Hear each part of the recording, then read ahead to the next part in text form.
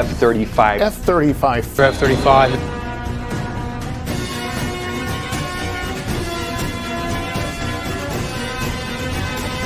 The Pentagon just admitted something that shocked military experts worldwide. This is one of the world's most expensive weapons, the F-35 program that includes the production and maintenance of thousands of jets over the next 5 decades. Did Iran take down 3 F-35Is? It's released by the Iranian state media, as well as some video that supposedly shows the F-35I.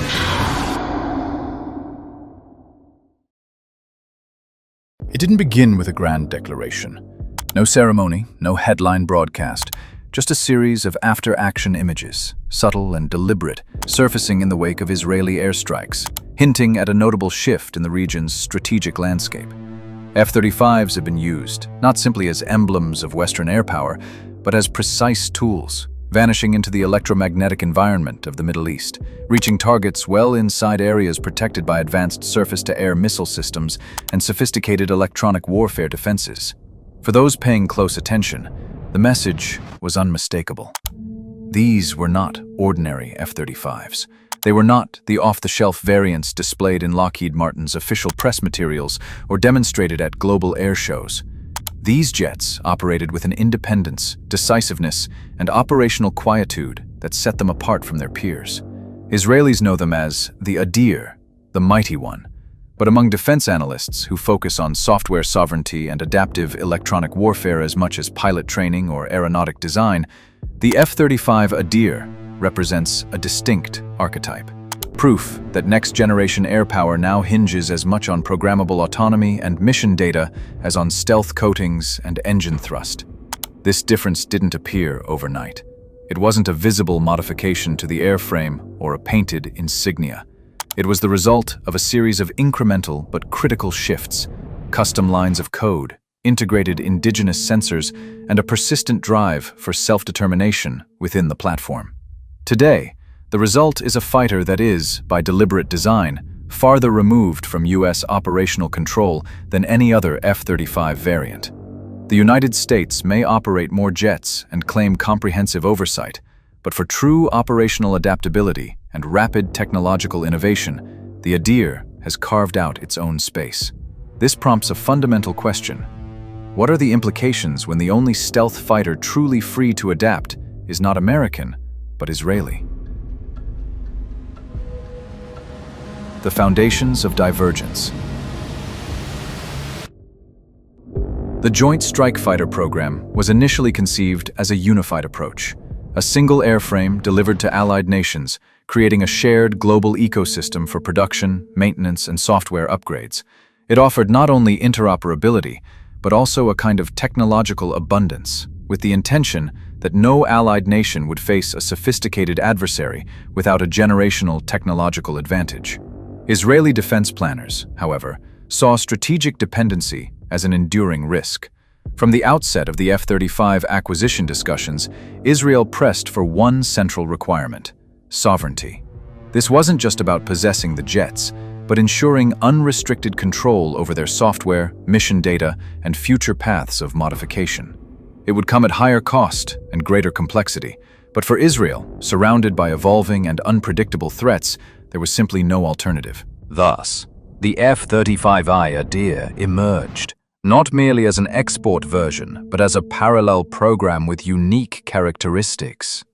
Israel negotiated at times, risking delays and diplomatic friction, to gain the right to reprogram its fighters, integrate domestic weaponry, and, crucially, install and adjust its own electronic warfare suites and mission systems. This wasn't a cosmetic change. It marked a split in the global F-35 family at the most fundamental level. Most international operators fly F-35s within a framework largely prescribed by US software. Mission data files, the digital instructions that tell the jet what threats to look for and how to interpret their signals, are created and updated in American facilities. Typically, the flow is one-directional, from US industry and military intelligence to allies, on a standardized schedule. Israel, in contrast, insisted on reversing this dynamic.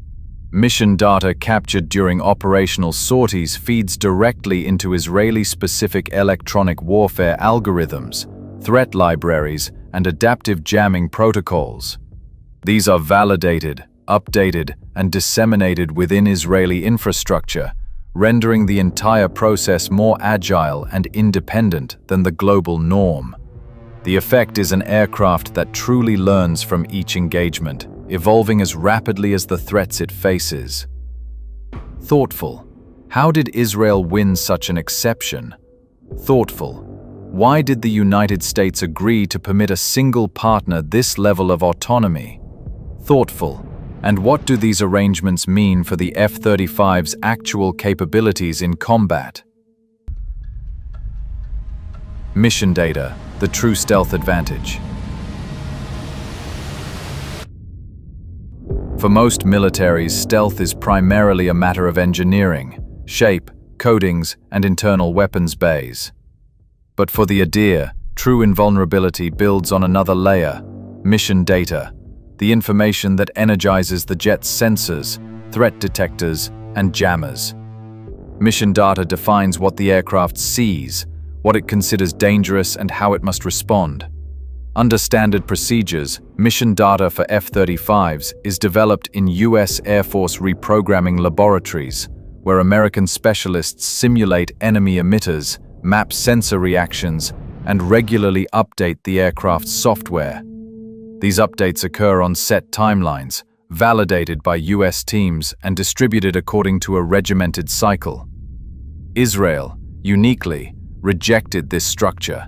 The core demand was total freedom to modify, test, and update F-35I mission data on Israeli soil, with Israeli equipment, at times and frequencies dictated by operational priorities.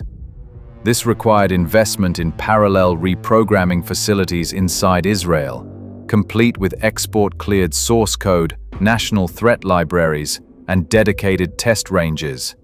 Israeli engineers populate the Adir's digital ecosystem with sensor data specific to Iranian, where an American F-35's detection of a new missile guidance mode would trigger a multinational analysis chain and delayed software updates. The Israeli process is direct. Threat signals observed one day can inform electronic countermeasures for missions the next. In a region where adversary weapons and sensors evolve quickly, this quick-turn capability is vital. This is more than a technical or engineering distinction. It creates a different institutional culture, one where the aircraft generates, absorbs, and exploits mission data continuously and locally. The Adir evolves not on global software cycles set by distant authorities, but on timelines that reflect direct operational need. So, how does this level of independence manifest in real missions? In what ways does it expand Israel's combat options relative to other F-35 users? Electronic warfare. Constant adaptation. Adversary threats do not evolve on predictable timelines. In the Middle East, new radars, sensors, and command systems arrive suddenly, sometimes as clandestine upgrades or imported technology.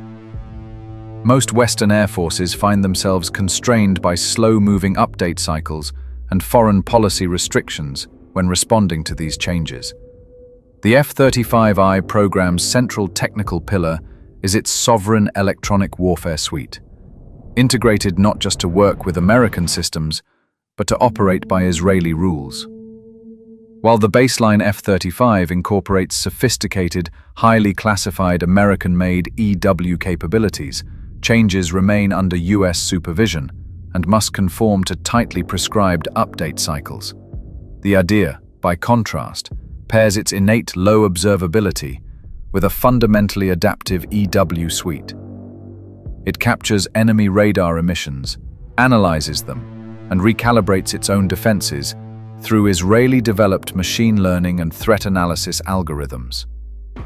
When the jet deploys on its next sortie, its electronic instincts are sharper, its jamming tactics better tailored to the actual threats encountered days or even hours earlier. This isn't just a matter of toggling between preset jamming modes. Israeli engineers have designed the EW system for field-level modification, so the fighter's countermeasures evolve continuously, with new logic coded and disseminated as threats demand. The Adir also has enhanced ability to share its electronic battlespace mapping with supporting F-15s and F-16s, which often carry their own domestically integrated weaponry and EW payloads.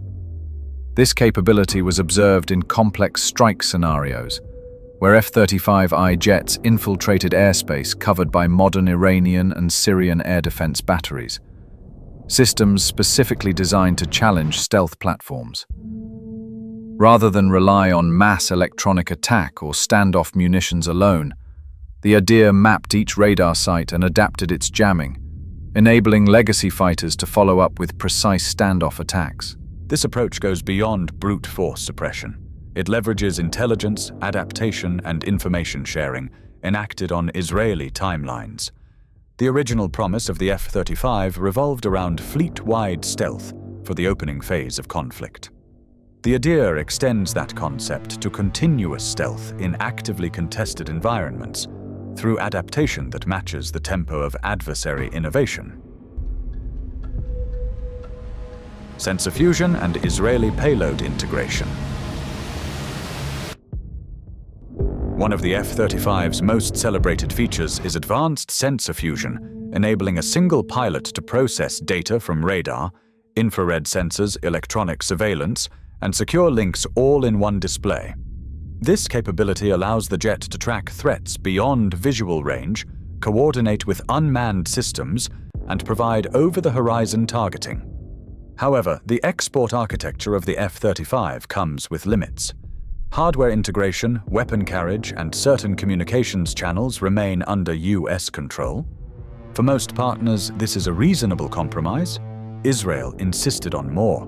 The Adir is designed to not only accommodate, but actively encourage the integration of indigenous munitions, sensors, and command systems. Israeli air-launched munitions, ranging from standoff glide bombs to long-range precision weapons, have been certified for use inside the Adir's weapons bay, even if not available or cleared for the US Air Force. The result is a force able to respond to threats with custom-designed options tailored for operational need. More significantly, the mission systems, hardware and software, on the Adir are regularly modified, incorporating locally developed communications hardware, data processing units, and experimental sensor pods. This modular approach allows the jet to absorb new Israeli technology quickly, sidestepping the protracted approval cycles that govern US-controlled upgrades. A key part of this evolution is the use of specialized testbeds, dedicated F-35I aircraft devoted to integration and rapid evaluation of new technologies. These testbeds enable Israel to validate new payloads, sensor fusion algorithms, and electronic countermeasure strategies before pushing them to the operational fleet. Unlike other F-35 operators, Israel keeps these rapid spiral development processes entirely within its own security chain. In practice, this means Israeli F-35s have, on recent missions, fused targeting data from an array of unique domestic and standard sensors, identified region-specific radar coding through real-time analysis, and supplied legacy fighter formations with critical threat information. This architecture makes the Adir a true node in an adaptive battle network, defined by Israeli choices. Operational independence, strategic realities. The modern era of air power blends technology with politics and alliances. For most F-35 users, operational flexibility is conditioned by coalition policy, US export considerations, and the need to maintain interoperability within NATO structures or bilateral alliances. Israel, however, has always maintained a doctrine of independent action, shaped by its security environment. Quick response missions, preemptive strikes, and the need for assured access to enemy-contested airspace have all driven Israeli demands for unbroken autonomy. With the Adir, Israel can adapt mission software, implement critical updates, and integrate indigenous technology on demand without reference to external approval chains or multinational coordination. Decisions about weapon integration or EW protocol change are made in-house with immediate effect on the flying fleet. This stands in clear contrast to standard operating procedures among other F-35 users, where software and hardware changes are governed by collective upgrade schedules, extended certification, and interoperability demands. Recent air operations in high-threat environments, such as those over Iran or Syria, underscore this difference. F-35s have been able to penetrate well-defended territory, map air defense networks, and scramble adversary radars and sensors within single strike cycles. Supporting Israeli fighters rely on Adirs not only for kinetic action, but for real-time sensor mapping and electronic suppression, coordinated across a fleet using Israeli-developed data links and tactics. These capabilities enable Israel to conduct missions that are simply not possible with F-35s operating within standard coalition rules. The operational flexibility creates a form of asymmetry, not easily visible but effective, granting the Israeli Air Force more strategic latitude than any other F-35 user. Although US-centered doctrine remains robust and highly capable for coalition warfare, only the Adir operates with true autonomy in adapting to the fluid realities of regional threat environments. Transforming limitations, range and reach. The F-35 was designed with inherent operational trade-offs. Its internal fuel capacity is greater than most fourth-generation fighters, but its insistence on stealth rules out external fuel tanks on high-risk missions, meaning range is always a calculated limitation.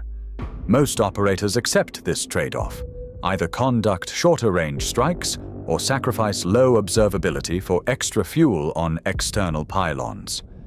Israel recognized this constraint, but chose to address it differently. Rather than alter the jet's airframe or accept reduced strategic reach, the Israeli Air Force reconfigured its approach to operations. Custom standoff weapons, optimized for internal carriage and enhanced by advanced guidance packages, extend the Adir's impact radius beyond typical stealth fighter envelopes. This enables engagement of distant targets without increased risk of exposure or dependency on external logistics. Combined with its superior electronic warfare and data-sharing abilities, the Adir is able to orchestrate deep penetration raids into some of the world's most rigorously defended airspaces, often under rapidly changing conditions and without the need for multinational logistics or refueling support. This is as much a function of strategic agility as of mere hardware range specifications. The operational concept moves beyond a simple equation of distance or endurance.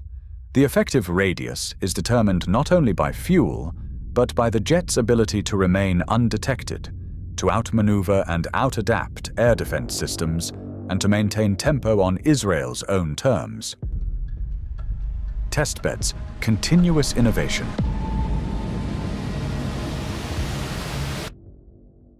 The Israeli Air Force established a dedicated F-35I testbed squadron, distinct not simply in mission, but in strategic purpose. Whereas most countries employ test aircraft predominantly for training or routine qualification, Israel's testbeds serve as accelerators for technological advancement. From the outset, these aircraft have been configured for rapid integration of indigenous hardware and experimental systems, from sensors and countermeasures to communications and even cyber defense modules. Modifications are tested, validated, and, when successful, quickly distributed to the operational fleet.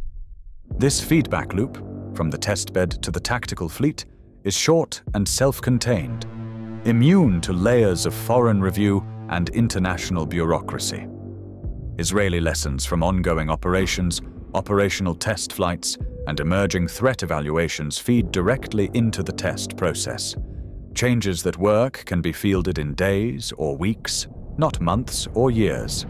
As a result, the Adir force cannot be defined by its delivery date or baseline configuration.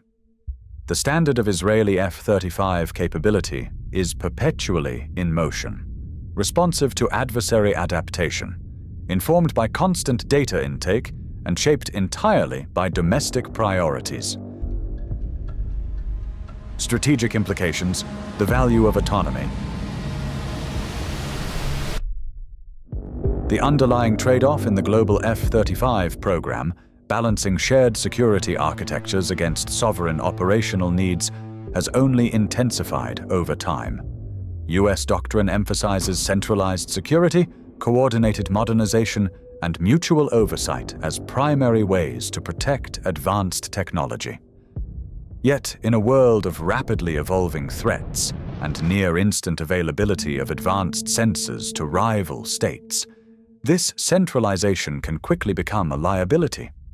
The Israeli model, premised on operational autonomy and rapid cycle times, stands in stark contrast. Achieving and maintaining this independence is not without friction. Israeli defense officials must navigate continued US export controls, manage the sensitivities of technology, transfer and address periodic diplomatic differences. The outcome, however, is a fighter force that can identify a new adversary capability and deploy a countermeasure or operational adjustment on uniquely short timelines. The Adir's trajectory hints at the future of high-end air power, less determined by fixed specifications and more by who controls the processes of technological innovation and adaptation. While the US still fields the world's largest F-35 fleet and integrates it deeply within alliance structures, it is Israel's uniquely configured Adir variant that embodies true mission agility. This autonomy allows the Israeli Air Force to close the loop on technological and tactical innovation much faster than conventional timelines allow. As global threats adapt ever more rapidly and networks of denial and disruption proliferate, the key factor becomes not who built the fighter, but who programs and adapts it with the greatest speed and effectiveness. Not waiting for approval. Perhaps the most telling difference does not appear on radar or in technical briefings. It is in the tempo of Israeli operations, updates, modifications, and strategic shifts executed as soon as needed, rather than on the schedules imposed externally. Where every American F-35 mission passes through intricate permission frameworks, coalition guidance, and carefully coordinated digital releases, the Adir is built for independent action, calibrated for the demands of its unique regional security context. When Israeli F-35s spearheaded air operations that asserted a new degree of air superiority over Iran, their roles went far beyond the direct application of firepower. They served as sensor nodes, electromagnetic scouts, and information conduits, supporting the full array of Israel's tactical aviation assets. Through these real-world demonstrations, Israel proved that platform superiority is not only about hardware specification, but crucially about the freedom to rapidly adapt operational systems.